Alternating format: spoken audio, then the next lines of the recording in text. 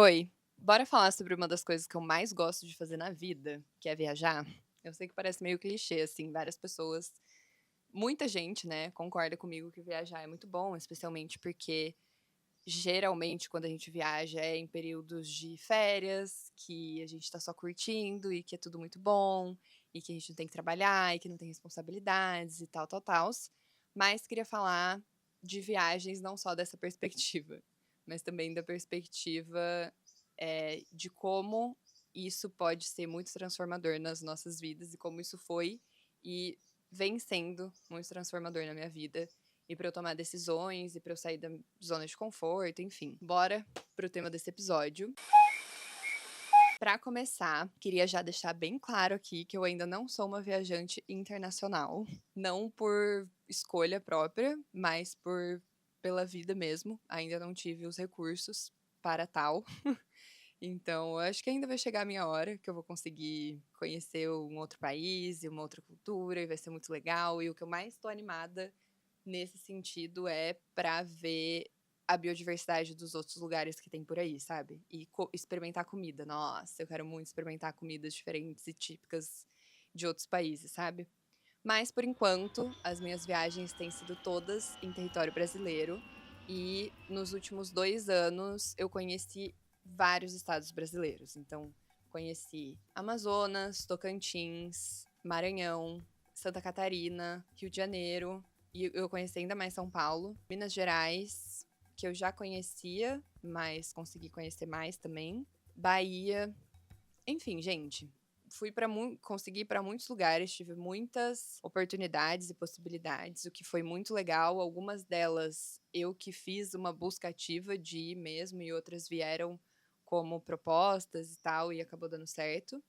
Então vou contar um pouco para vocês como que foi esse processo e tentar trazer alguns caminhos aqui que tornem essas viagens aí, um pouquinho mais acessíveis. Começo de tudo foi a viagem que eu fiz para Ubatuba para passar o mês voluntariando no Projeto Tamar, que eu comentei com vocês no primeiro episódio. Essa viagem foi muito transformadora para mim, primeiro porque era a primeira vez que eu estava saindo ali da casa dos meus pais, né? Então, eu nasci, cresci, estudei na mesma cidade. A gente até viajava, assim, mas não era sempre que meu pai conseguia sair. Ele sempre teve comércio, restaurante, assim, em São Carlos. Por isso, ele tinha que trabalhar muito em fim de semana, datas comemorativas, feriados, enfim. E aí, a gente acabava não conseguindo viajar tanto. Mas as poucas vezes que a gente viajava, era pra Ubatuba. E aí, por isso, essa conexão com o Projeto Tamar. Descobri que lá eu conseguiria ir, porque a hospedagem você não precisava pagar. Até então, quando eu fui em 2019, quando você vai como voluntário pra lá, eles oferecem hospedagem, alguns itens básicos de supermercado, então tipo papel higiênico, arroz, feijão, umas coisinhas básicas assim, e só. E aí você tem que custear o seu ônibus, né, de ida e volta, o seu transporte lá, que no caso eu aluguei uma bicicleta e passei os quase 2 meses que eu fiquei com ela. Deu pra ser uma viagem bem econômica, assim, mas tem toda essa questão também de você ter que gastar pra trabalhar, né? Porque querendo ou não, tive que pagar o ônibus pra ir pra lá e nesse período eu não estava trabalhando. Como eu falei, né? Eu fiz faculdade morando na casa dos meus pais, então até então eu não tinha que pagar aluguel e tive esse privilégio de não ter que trabalhar enquanto eu estava fazendo a faculdade. Depois só que eu fui fazer as iniciações científicas. Nessa época eu estava meio na troca entre uma iniciação científica e outra, então a bolsa estava parada, não tava com nenhuma bolsa ativa no momento de pesquisa e consegui ir. Quando eu tava lá, eu lembro do último dia, assim, de eu sentar na orla ali do Itaguá, olhar assim pro mar e falar: tá bom, é essa vida que eu quero. E agora? Como que eu vou fazer pra chegar até aqui? E aí, já pulando algumas etapas, só pra essa história, acho que ela vai fazer um pouco mais sentido se eu contar assim. Hoje eu estou morando em Ilhabela, né? Então é um ponto turístico bem conhecido até quando tem datas aqui, né, feriados, coisas, então, tipo, ano novo aqui fica lotado, carnaval agora. Eu achei que ia estar mais cheio no carnaval, não achei tão cheio assim, mas peguei virose, porque muita gente, o saneamento básico aqui já é ruim, então a chance de contaminação e de gastroenterite, coisas do tipo, aumenta muito, por isso até que a gente teve esse surto aqui no litoral norte de São Paulo. Mas é muito legal olhar hoje pra onde eu tô e falar: "Caraca, eu tô morando numa ilha, né". E ter essa realização de: "Nossa, finalmente consegui". Parar pra enxergar como todos os pequenos passos que eu fui dando nesses últimos anos me trouxeram a esse momento que eu consegui estar realizando esse sonho. De lá pra cá, bastante coisa aconteceu. Pra mudar pra cá, eu me mudei em dezembro e antes disso eu estava morando em São Paulo. E essa mudança também do interior pra São Paulo não foi uma coisa que eu planejei, sabe? Não estava nos meus planos, não era uma coisa que eu queria. Sempre olhei pra São Paulo com uma cara muito tipo, acho que isso não vai me fazer muito bem, sabe? Sempre foi uma coisa que eu tinha meio pé atrás. Mas quando eu comecei esse trabalho, tanto esse de comunicação, a criar conteúdos ali para as redes sociais, e aí depois, quando eu comecei na consultoria de sustentabilidade que eu trabalhei, quando eu acabei a graduação, eu acabei ainda estava na pandemia. O plano que eu tinha pro meu final de graduação era fazer mais trabalhos voluntários como o que eu tinha feito no Projeto Tamar. Esse tópico mesmo, trabalhos voluntários, é uma coisa que mais de uma pessoa já veio me pedir no direct para falar sobre. E eu quero muito trazer um episódio só sobre isso, pra gente debater mesmo tudo isso, com uma amiga minha que é praticamente especialista no assunto. Ela já fez muitos trabalhos voluntários, já teve uma página de divulgação disso. Quem é mais das antigas aí possivelmente vai conhecer.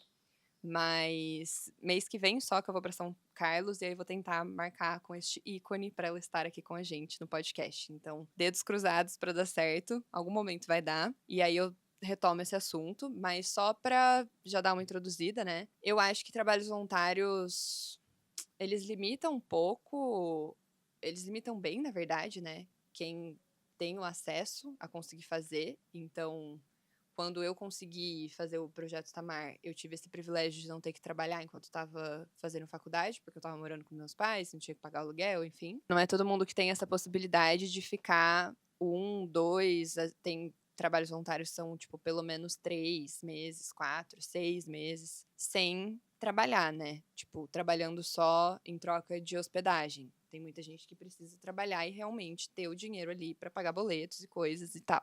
Mas, ao mesmo tempo, esses mesmos projetos também, na minha opinião, assim, né, pelos que eu conheci, eles não dão essa remuneração por realmente não ter, né? Por serem projetos que muitas vezes precisam direcionar muito bem os gastos para conseguir continuarem funcionando. Essa é a nossa realidade aqui, infelizmente, né? Então, tentar trazer cada vez mais visibilidade para esses projetos é muito importante. Na conversa com a Karen, ela trouxe um pouco isso também, dessa importância do trabalho que elas fazem lá, de ecoturismo voltado para trazer essas experiências dentro de universidades, dentro de projetos, para apresentar tudo isso. Então, muito importante a gente estar cada vez mais conectado com essas organizações, instituições, até para que eles tenham mais essa visibilidade, que consigam cada vez mais investir ali nas pessoas, se tornarem cada vez mais acessíveis e diversos, e que mais pessoas diferentes tenham a oportunidade de estar ali, né? No episódio sobre trabalhos voluntários, a gente desenvolve mais essa ideia. Existe um outro tipo de trabalho voluntário que não tem tanto a ver com esse lado acadêmico, né? Então, muitos desses projetos de conservação, como o Projeto Tamar e vários desses outros, geralmente você precisa estar com algum vínculo com alguma universidade ou então ter um diploma, coisas assim. Não são todos, tá? Acho que vale a pena dar uma olhada, uma procurada. Mas muitos você precisa ter esse vínculo. Até para fazer estágio obrigatório, essas coisas assim, que era o objetivo que eu tinha, né? Fazer esse tipo de trabalho voluntário para conhecer vários projetos, várias linhas de pesquisa, entender o que eu queria fazer de mestrado. Meu plano inicial era fazer um mestrado logo depois da faculdade. E aí veio a pandemia e mudou tudo, porque não ia dar mais para viajar, não ia dar mais para fazer nada. Estava presa na minha cidade, produzindo os conteúdos. Isso aumentou ainda mais a minha vontade de sair por aí, de viajar e de fazer as coisas, mas a necessidade também falou mais alto. E eu comecei a trabalhar na consultoria de sustentabilidade que eu comentei com vocês. Quando eu comecei a trabalhar nessa consultoria, a princípio era em formato só de home office, até porque ainda estava nesse final de pandemia, em que não tinha muita coisa presencial ainda. E aí, quando o escritório da empresa reabriu, eu fiquei muito nesse dilema, né? Se eu me mudava para São Paulo para experimentar esse formato híbrido aí, de trabalhar quase todos os dias da semana lá com o pessoal, até porque trabalhar de home office muitas vezes é cansativo, ainda mais tem muita demanda, e era o caso, tinha bastante demanda, bastante coisa para fazer. Então eu sabia que estar ali fisicamente, ver as pessoas e conhecer seria muito melhor. E eu iria aprender muito mais. E para o meu trabalho de criação de conteúdo também seria muito bom e muito estratégico estar mais perto das empresas para conseguir comparecer mais em eventos, estar mais perto ali da rodoviária, do aeroporto, que era muito mais fácil de viajar e ir para lugares e topar oportunidades, estando e saindo dali, do que ter que ficar voltando até São Carlos todas as vezes, que é um pouquinho mais umas horinhas ali de viagem, né? Para mim, eu acabei indo para São Paulo por conta disso. E aí mudei a minha maneira de ver os voluntariados. Então a gente tem essa alternativa aí que eu comentei com vocês de projetos, e aí nas indicações eu vou deixar alguns dos que eu conheço, que eu sei que tem essas vagas de voluntariado, principalmente com esse foco em biologia, porque acaba sendo os que eu conheço mais. Mas também vou deixar de indicação a plataforma da Worldpackers, que aí é esse outro formato de voluntariado que a gente pode fazer, principalmente ali com hospedagens, né? Você trabalha, às vezes, na recepção ou ajudando com o que precisar. Tem alguns que é para criação de conteúdo, por exemplo, então você fica em uma pousada, cria conteúdo, cuida do Instagram deles, e em troca você tem a hospedagem lá. Tem vários formatos e vários estados, vários países até, porque é uma plataforma global. Você pode ir para outro país fazendo esse esquema aí. E além de você não ter que pagar a hospedagem, você também já está num lugar mais propício de conhecer pessoas. Então, para quem viaja sozinho, é uma alternativa muito legal por isso. Porque você, consequentemente, vai acabar conhecendo gente ali. Fica mais barato, enfim. Você ainda tem que arcar com custos de transporte, muitas vezes de alimentação. Tem alguns que a alimentação está inclusa também nesse formato, de você trabalhar e aí você tem troca hospedagem e alimentação, mas tem que ver certinho, cada um é um caso. Foi por meio disso que eu comecei a viajar mais e conhecer lugares que eu sempre tive vontade. Então, o pessoal do Worldpackers veio falar comigo para começar a divulgar um programa que eles tinham dado início ali, acho que foi 2021 que começou, que eram os beach cleanups. Então, quem me acompanha aí há mais tempo no Instagram deve lembrar essas limpezas de praia que geralmente eu posto. Ano passado teve no Rio de Janeiro, no meio do ano, foi a última que eu fui. E às vezes essas limpezas são patrocinadas por empresas, às vezes o pessoal da Worldpackers que puxa mesmo. Tem que ver, eu tenho que entender ainda certinho como que vai ser esse ano, mas basicamente eu, como embaixadora dos Beach Cleanups, posto antes para convidar a galera, durante o rolê, né? Então, enquanto a gente tá lá limpando a praia e tal, e geralmente um videozinho depois. Eu gosto muito desse formato porque muitos desses trabalhos voluntários, se vocês olharem lá, tem um tempo mínimo de tipo 1 mês, 2 meses, tem alguns que são tipo 4 meses, enfim. Como eu tava trabalhando na época, o único que eu conseguiria seria nesse formato mesmo de um final de semana, que é como são os beach cleanups. Então, como que é? Você paga a assinatura anual da Worldpackers, que se eu não me engano é uns R$ 250 por ano. E aí tem cupom também, vou deixar para vocês aqui na descrição, junto com o link do site. Mas basicamente você entra aí nesse site e aí uma vez lá dentro você tem acesso a todas essas vagas e o beach cleanup que é para esse fim de semana. Então, por exemplo, quando eu fui lá para Florianópolis,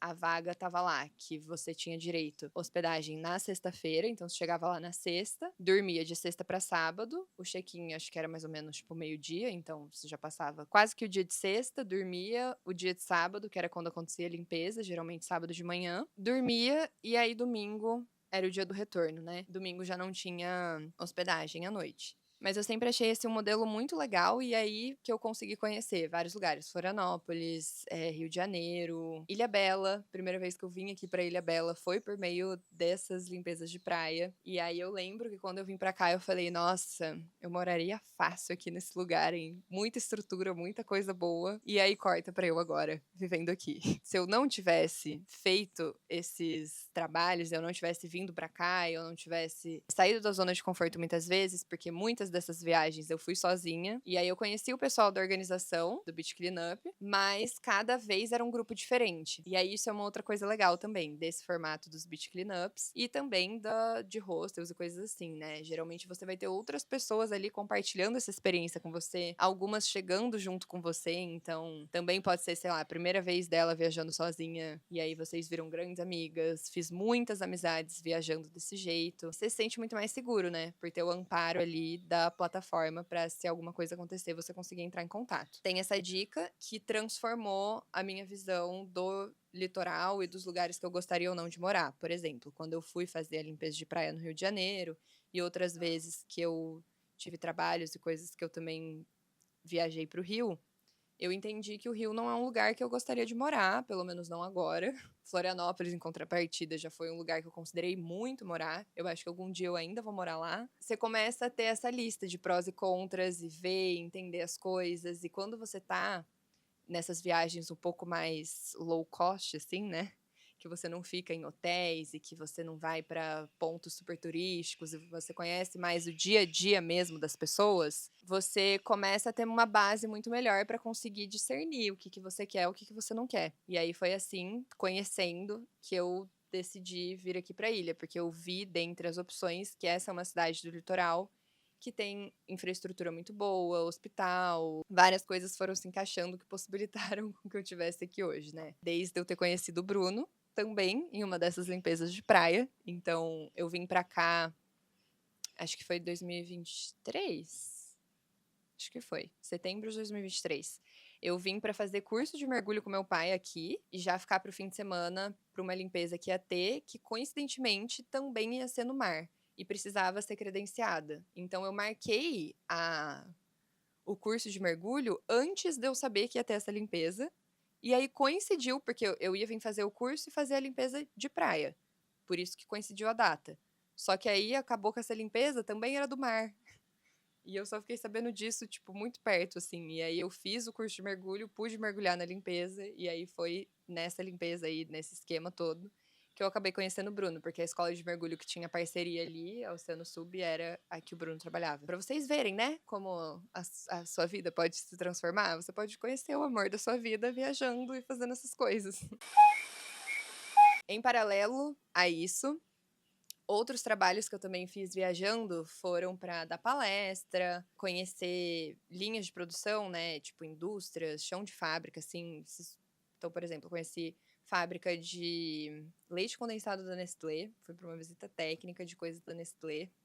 Vi muitas coisas lá, foi um babado. Não tive que criar conteúdo nem nada, era mais pra conhecer mesmo. Daí eu também já fui pra mineradora de fertilizantes, tanto inorgânicos quanto orgânicos, plantações e coisas assim, né, de mais produção agrícola e coisas relacionadas. Já conheci o Centro de Inovação da Natura também, que fica acho que ali por São Paulo. Então, sempre nesses esquemas, né, de ser remunerado. E aí, dentre esses eventos, eu fui uma vez em um da Gol, que aí aqui é falando um pouco mais com a galera que trabalha com sustentabilidade, que às vezes é bom a gente dar uma abertura para marcas e empresas que não estejam cobrando por visibilidade, publi, greenwashing, coisas assim. Por exemplo, eu não sei se eu toparia uma publi com a Nestlé, mas considerando que era só uma visita guiada para eu ver como que funciona o processo, para entender, para tirar dúvida, para conhecer as pessoas, fez muito sentido para mim.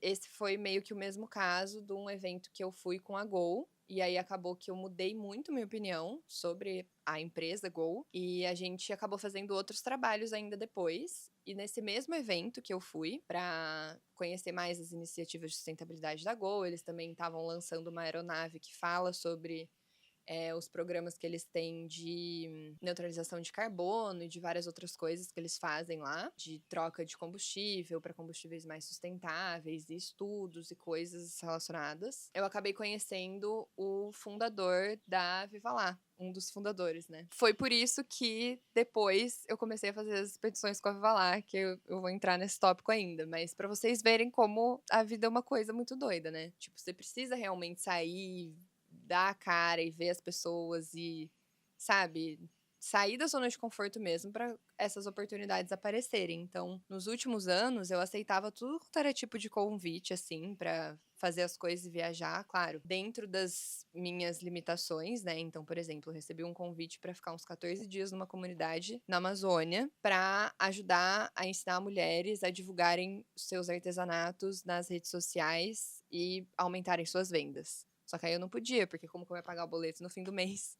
Se eu ia ficar 14 dias sem sinal e não ia conseguir trabalhar.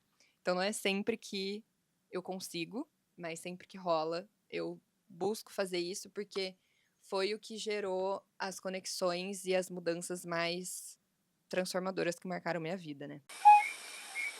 Nessas viagens a trabalho, eu também comecei a me questionar, e aí pode ser algo que vocês questionam também, sobre o impacto que essas viagens podem ter. E aí esse impacto começa a partir do momento que a gente sai de casa, né? Nos deslocamentos até esses lugares. Que pode se dar por meio de avião, ou ônibus, ou caronas ou carro próprio, enfim. E cada um desses vai ter um nível de impacto diferente. Ainda assim, estamos falando de impacto individual. E essa luta das mudanças climáticas não é uma luta a nível de indivíduo, né? É uma luta coletiva, então a gente não pode esquecer disso. Não é você que está causando as mudanças no clima se você viaja 2 vezes no ano de avião ou, sei lá, 5 vezes no ano de ônibus, sabe? Enfim, tô dando uns exemplos aqui, mas só para vocês saberem que não é uma questão de culpa, mas muitas vezes a gente acaba se sentindo, né? Meio culpados, assim. E eu, em especial, ano passado, com esses trabalhos da Gol, muitos dos pagamentos eram em passagens. E aí, muitas passagens eu ganhei e consegui ir para lugares e topar ainda mais essas oportunidades, que muitas delas não incluíam o transporte. Então, eu tinha que pagar o transporte para ir, e isso já iria inviabilizar muito, né? Porque eu já ia ter que trabalhar de graça, assim, tipo, só ia ganhar a viagem, ainda ia ter que pagar o transporte. E aí, com essas viagens da Gol, facilitou muito, por isso que eu consegui fazer muita coisa. Mas eu ficava me questionando, sabe? Tipo, tô indo lá para falar sobre mudanças climáticas, sobre as coisas, e tô emitindo. Como é que faz, né? E aí, para isso, depois de muitas reflexões, eu entendi que, assim, quando não tem muito outra alternativa, sabe? É isso, não dá pra deixar de viver e, como eu falei, não é esse o nosso principal problema, especialmente aqui no Brasil, né? Aqui no Brasil a gente consegue fazer muito mais mudanças a nível individual na nossa alimentação do que por meios de transporte. Tentar evitar as que forem muito desnecessárias, sabe? Então, por exemplo, sempre quando tinha esses eventos de empresas e coisas assim, eu sempre verificava se seria possível eu ir de ônibus, caso fosse tipo São Paulo, Rio de Janeiro. Até São Paulo, Florianópolis, eu já fui de ônibus e consegui trocar. Às vezes não era possível, porque a empresa já tem parceria com empresas de aviação, então, tipo, precisa ser avião. Mas quando dá, eu opto por. Prefiro ônibus, que aí é coletivo, né? E daqui para São Paulo, eu geralmente pego carona do tipo BlaBlaCar. É um cara que enche o carro toda vez. E isso já diminui muito pegada de carbono também, né? Então, ter essa preocupação é importante, mas não acho que a gente tem que ficar super noiados. Até anotei aqui que o setor de aviação contribui com 1,3% da emissão de carbono do mundo. Então, assim, bem considerável. E a gente precisa também, quando for escolher as passagens, se possível, tentar optar por companhias aéreas que tenham iniciativas de sustentabilidade mais legais e que realmente estejam fazendo coisas para mudar. E mudar não é só neutralizar carbono, porque quando a gente neutraliza carbono, a gente está basicamente comprando o direito de emitir mais. O objetivo é emitir menos, então não é uma ação que deveria ser encorajada, só que muitas vezes ela está atrelada e ela precisaria, né? Todas, na verdade, precisariam estar atreladas a medidas que realmente têm um impacto legal de reduzir. Então, por exemplo, que eu estava falando da Gol, né? De estudar, pesquisar outros tipos de combustíveis que sejam mais sustentáveis e já começar a fazer esse processo aí de troca. Também eficiência das aeronaves, melhorar essas eficiências, leveza. Nossa, tem várias coisas que eu não manjo muito. Que eu não manjo muito no sentido engenheiro do negócio, né? Engenharia do negócio. Tem várias coisas que elas podem fazer e isso também é legal a gente olhar antes de escolher com qual viação e com qual operadora de ônibus, enfim, que a gente vai viajar. Que até nisso tem sustentabilidade. E o meu sonho, na verdade, seria que o Brasil fosse ligado por linhas de trem. A gente pode até pensar em fazer um episódio sobre isso, quem sabe? Mobilidade aqui no Brasil. Eu acho que muita coisa é muito burro, assim. Imagina, gente, se pudesse pegar um trem pra eu ir de São Sebastião, não vou nem falar Ilhabela, porque aí, né, ponte e tudo mais, não tem necessidade. Então, pegar um trem de São Sebastião e ir pra até São Carlos, tipo, ia ser muito legal, juro. Não ia ter que pegar trânsito. Nossa, seria meu sonho. Às vezes, né, ir parando nas cidades e tal, mas mesmo assim, muito melhor do que o ônibus, do que, enfim. E não iria emitir carbono, né? Então, o meu sonho era que o Brasil fosse conectado por linhas de trem. Parece que já estão rolando uns investimentos sobre isso. É um sonho meio frustrado meu. E dizem que em outros países é assim. Eu não sei porque eu nunca fui, mas dizem. E deve ser uma experiência muito legal, poder andar de trem de uma cidade para outra e tal. Que de trem eu só andei em São Paulo, né? CPTM, coisas do tipo. Então, não tenho tanta experiência para falar, mas seria o meu sonho.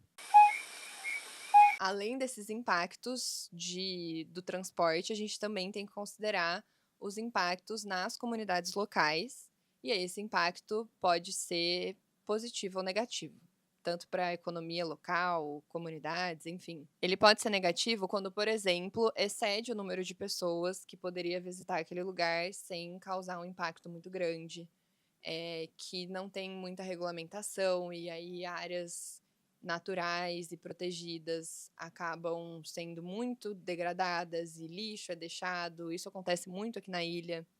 Tem umas piscinas naturais que ficam mais pro sul da ilha, que sempre quando eu vou lá tem algum tipo de lixo ali. E aí eu tava conversando com o pessoal que mora aqui, e eles falaram que antes isso não era um ponto turístico, pouquíssimas pessoas conheciam e era muito mais limpo. E aí agora que tem mais essa movimentação, tá essa coisa, né? Que toda vez que eu vou lá, eu acho latinha, eu acho copo, eu acho um monte de coisa que não deveria estar lá. Então, desde esses impactos, assim, mais diretos no meio ambiente, no lugar ali, que também reduzem a movimentação e o desejo das pessoas de estarem naquele lugar. Então, uma coisa puxa a outra, né? Além de ser ruim para o meio ambiente, também indiretamente acaba sendo ruim para a economia daquele lugar, porque quanto mais sujo, menos as pessoas vão querer visitar e conhecer e estar ali, e menos elas vão movimentar a economia daquele lugar. Então, quando as pessoas vêm aqui para Ilhabela, por exemplo, elas vão ficar hospedadas em hotéis aqui, vão se alimentar em restaurantes aqui, vão fazer mercado, e tudo isso movimenta a economia. É por isso que quando a gente fala de atividade de avistamento de baleia aqui, por exemplo, a gente consegue trazer esse argumento como um argumento bom para conservação desses animais. Porque se você tem as baleias protegidas aqui e vindo para cá nos invernos, é também uma maneira das pessoas aqui da ilha fazerem renda com o avistamento de baleias feito de uma maneira responsável, seguindo todas as normas de avistamento. Mesma coisa lá em Santa Catarina, que o avistamento embarcado não é permitido, mas o avistamento por terra é muito incentivado. E as baleias francas ficam praticamente na costa. Então, você consegue valorizar muito mais o animal vivo, trazer isso como argumento, né? Porque antes se matava a baleia para conseguir matérias-primas e coisas dela. Então, tipo, o óleo da baleia e coisas assim.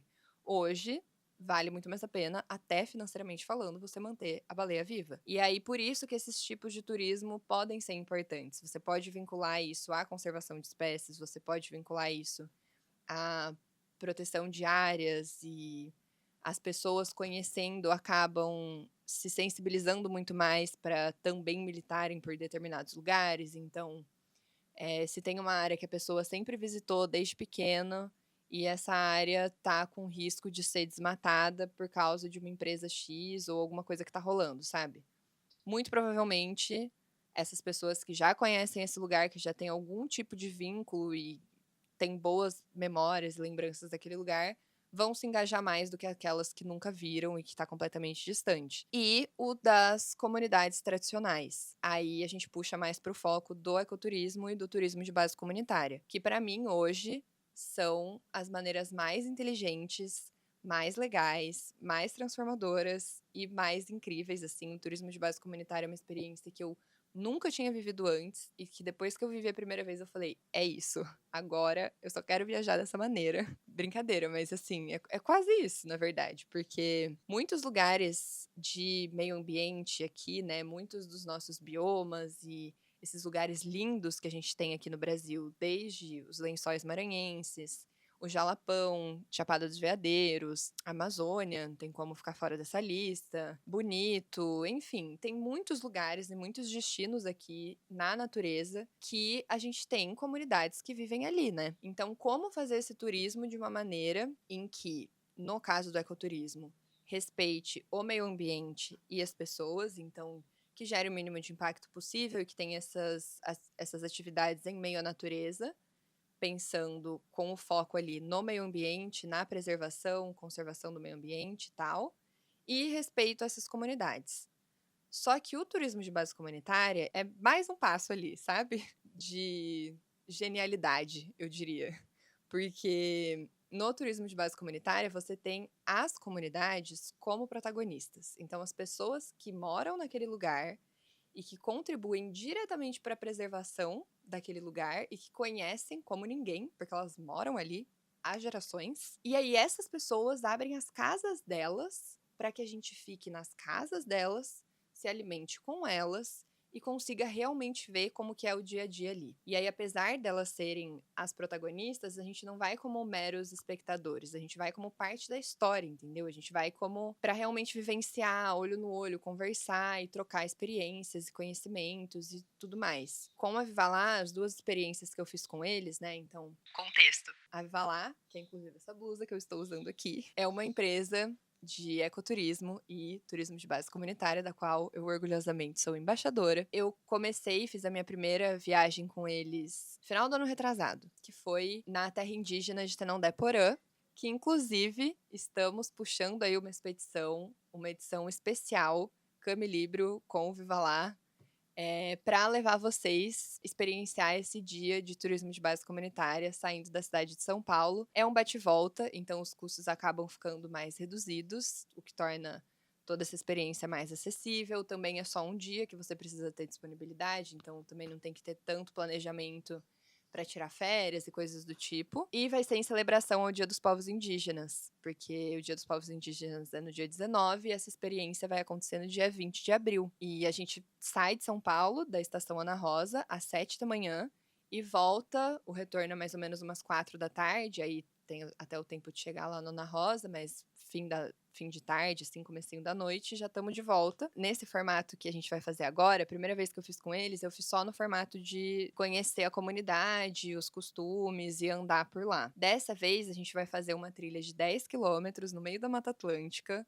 ali pertinho de São Paulo, entendeu? Quem vai guiar a gente é o povo guarani, que são essas pessoas que moram ali naquelas comunidades. Vai ser incrível, gente. Assim, é só isso que eu tenho pra dizer. Eu vou deixar todas as informações aqui embaixo. Queria agradecer a Viva Lá por patrocinar também esse episódio e por toda essa oportunidade, por trazer tudo isso pra gente. A nossa ideia é conseguir dar essa oportunidade para quem tem vontade de fazer essas experiências, mas não sabe como fazer, não tem muito companhia para ir, considerando que quem me acompanha e que vai topar essa viagem já são pessoas que pensam mais ou menos como a gente aqui, você que tá me ouvindo, a possibilidade de fazer amizade é muito grande, entendeu? E tenho certeza que vão ser pessoas muito incríveis. Quero muito você que tá aí ouvindo com a gente nessa. Então, bora! Quando eu fiz a primeira vez, né? Aí eu realmente entendi. Porque eu já estava estudando bastante sobre toda essa questão de povos indígenas. Não tem como a gente falar sobre mudanças climáticas, conservação de biodiversidade, sem falar sobre povos tradicionais e povos indígenas. Só que ter essa troca com eles ali, só indo para entender.